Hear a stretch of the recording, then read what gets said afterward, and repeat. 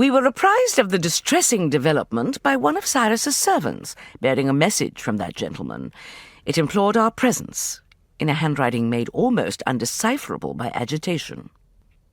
Since it was Friday, the day of rest and prayer for our men, we had breakfasted later than was our habit, en famille, including the children. The dear little things insisted on feeding themselves, to the merriment of their grandfather and the resigned acceptance of their grandmother.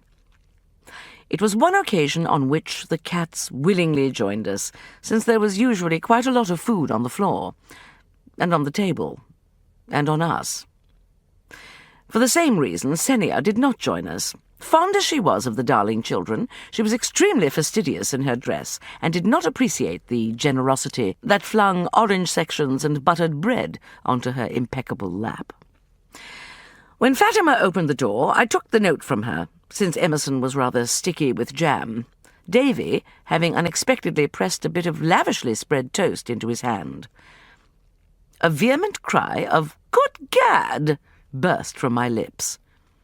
"Don't swear in front of the children," Emerson said, trying surreptitiously to hide the squashed offering in his napkin. "What's the matter?" "The jewelry of the gods' wives. It's disappeared. And so has Signor Martinelli." "What?"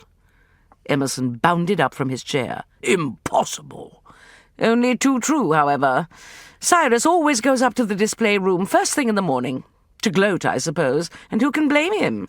Not all of it is missing, I gather. Only 2 or 3 of the bracelets and a pendant, but—" "That's bad enough," Ramses said.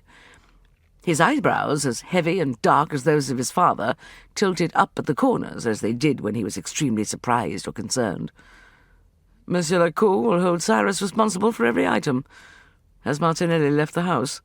"So Cyrus says. He asks us to come at once."